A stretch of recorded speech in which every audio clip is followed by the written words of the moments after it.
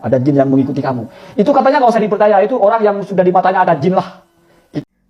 Ternyata Pak Saka tidak paham apa yang saya sampaikan. Yang saya maksud adalah ketika seseorang itu mengabarkan sosok goib secara detail. Misalnya dia mengabarkan ke pasien yang ada di hadapannya, oh bapak atau ibu ini diganggu oleh kuntilanak, diikuti oleh gendruwo, diikuti oleh khodam nenek-nenek, diikuti oleh siluman Badarauhi, diikuti oleh Inuyasha, diikuti oleh Kyube ekor 9. Nah ini yang saya maksud, matanya ada jinnya dan tidak perlu didengarkan apa yang diungkapkan.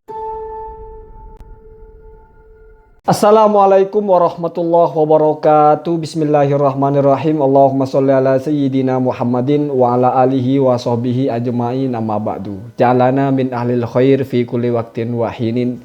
Saya doakan semoga semuanya kita mendapatkan hal yang terbaik dalam urusan segalanya, urusan pekerjaan, urusan keluarga, urusan karir, urusan ibadah, dan juga urusan nanti di akhirat. Amin Allahumma amin. Setuju tidak setuju dengan konten saya doakan. Terutama saya doakan kepada, kalau secara umur adik saya ya, jauh ya, umurnya masih muda ya, Ustadz Faizar ya. Itu yang tadi itu hanya bagian awal yang akan saya tanggapi, di mana nanti ada yang sangat seru ya, mencekam lah bahasanya itu ya, ketika dia menanggapi konten saya gitu ya. Jadi masuk ke ranah-ranah yang mungkin kalian juga akan kaget. Nanti akan saya bahas juga. Tetapi sekarang kita fokus kepada yang ini dulu. Jadi sebetulnya kalau kita memahami gaya konten saya itu tidak pernah bicara personal. Selalu majaluhu al-ilmu. Tatakannya itu selalu kita bicara ilmu. Jadi saya sebetulnya tidak terlalu tertarik kalau kita dianggap salah memahami ucapan orang atau apa. Menurut saya ya, salah memahami ucapan orang itu kan tergantung yang ngomong. Maksud saya bukan begitu ya, kan nggak selesai masalah ini. Kalau salah memahami kitab baru kita bicarakan. Tetapi karena ini menanggapi saya ya, jadi kamu jangan lagi selalu bilang saya cari-cari kesalahan Faizar lagi. Dia toh nanggapi saya juga, artinya juga mencari kesalahan saya kan. Saya katanya salah memahami. Sekarang begini, kalau secara bahasa kita partisi. Ketika dia bicara dengan Denny Sumargo itu, kan dilihat dari tangannya, lalu dia bilang, ada itu. Ya. Bukan jin yang ikut lah. Kalau tidak salah dari terah ibu. Ini sudah masuk ya, kalau dalam bahasa kita, bahasa saya, ini sudah masuk merinci. Walaupun tidak menyebut namanya apa. Ya. Sementara kalau yang ditolak oleh dia adalah orang yang menyebut namanya. Oh ini jin gendruwo, oh ini jin kuntilanak, oh ini jin apa? Jin Badar 9, oh ini jin combro. Jadi kata dia kalau itu namanya menyebut ya.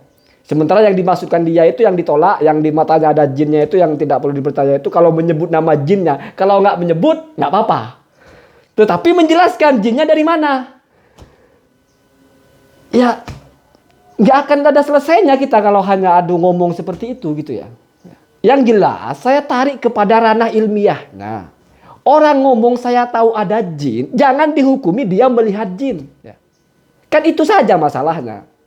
Karena bicara konsep melihat jin ditolak, bicara konsep kita tidak melihat jin, itu ada batasannya, ada ayatnya. Innahu yarakum huwa wa qabiluhu. Turunlah menjadi nas dari Imam Syafi'i, man idda'a atau man za'ama annahu yara al-jinnah. Yara di situ bil mu'ayyanah. Jadi mengatakan saya dengan mata saya ini melihat. Kalau cuma ngomong saya tahu kamu ada jinnya, walaupun saya sebut jin gendruwo atau jin apa, tidak bisa saya dihukumi bisa melihat jin, sehingga masuk kepada orang yang ditolak, jangan diikuti, harus diruqyah. Kan ini persoalannya. Ini kan soal bahasa. Mungkin saya ngomong terlalu cepat ya. Oh. Pelan-pelan ya. Jadi kajian saya itu ilmiah, memaknai ro'a itu apa. Pakai di kitabnya Al-Akam, Akamul Marjan, Fi Akamil dan Ashibli, menyebut ro'a di situ ayanan bil hawas ya, dengan apa? Bil hissi, dengan indra ya. Kalau cuma ngomong saya tahu, tidak bisa kita hukumi orang ini mengaku bisa melihat jin. Kalau ada orang ngomong saya tahu ada jin, dihukumi sebagai orang yang mengaku melihat jin. Ustadz Faizar pun bisa menebak orang ada jinnya atau tidak. Berarti kan sama-sama bisa melihat jin. Tapi dia kan bantah. Membaca tangan seperti tagline-nya itu bukan berarti melihat jin. Iya, di konten saya itu dijelaskan bahwa seperti itu bukan melihat jin. Dan hukum seperti ini bukan hanya berlaku untuk Ustadz Faizar. Sebetulnya saya tidak terlalu tertarik. Ini kan apa ya, omongan aja gitu ya. Sedikit kandungan ilmiahnya gitu ya. Sehingga ketika orang lain ngomong, saya melihat ada jin dalam diri kamu. Bukan berarti kita melihat, ya. Walaupun bahasanya melihat. Ya. Karena melihat itu, ro'a itu banyak maknanya. Ya. Merasakan hadirnya. Kalaupun misalnya kita tarik, menyebut nama ya, tasmiyah ya. Jin genderuwo. Genderuwo kan bukan bentuk asli jin. Nah ini, misalnya ada orang yang sore mengatakan, saya melihat ada jin genderuwo. Genderuwo bukan bentuk aslinya jin. Jin kuntilanak bukan bentuk aslinya jin. Berarti orang ini tidak masuk kepada za'ama annahu yarol jin. Kenapa? Karena za'ama annahu yarol jinna diihtimal oleh Ibnu Hajar ala syaklihi alladhi huliko. Dalam bentuk aslinya kan kita tidak tahu bentuk aslinya. Kalau sudah ada bentuknya ya genderuwo berarti sudah bertasyakul, sudah berubah bentuk, berarti sudah keluar dari maudhu yang dibahas di situ. Ini saya bicara ilmiah. Ya. Walaupun yang saya tanggapi ya cuma salah paham dengan omongan saya. Maksud saya bukan melihat jin. Maksud saya itu orang yang mengatakan ada jin namanya ini. Nah itu baru itu orang-orang yang ditolak. Yang di matanya ada jinnya. Kalau cuma ngomong ada jin enggak. Nah jinnya dari ibu. Terus yang sangat saya sayangkan juga. Ya bukan saya sayangkan. Mungkin belum ada waktu. Saya datang mengkritik itu. Membawakan tema-tema yang enggak sereceh itu gitu ya.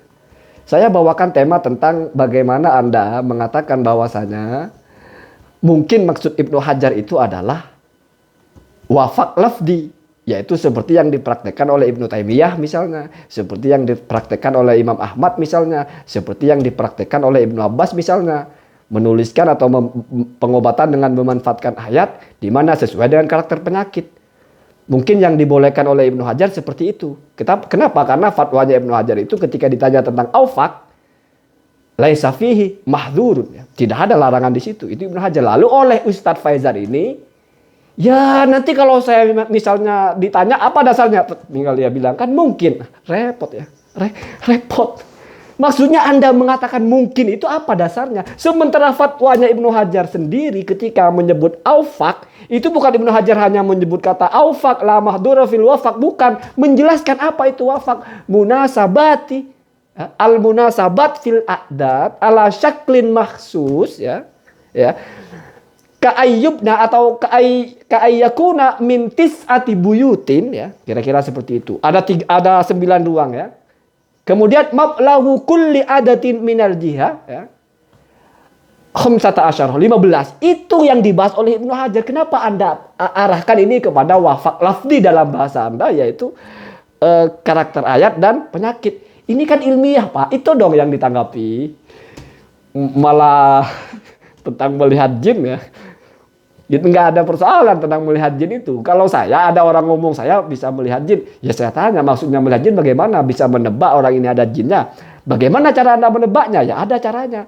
Ya nanti ini berkaitan dengan konten saya selanjutnya yang menanggapi yang ngeri ya, konten dia yang selanjutnya itu langsung ngomong saya secara pribadi gitu ya.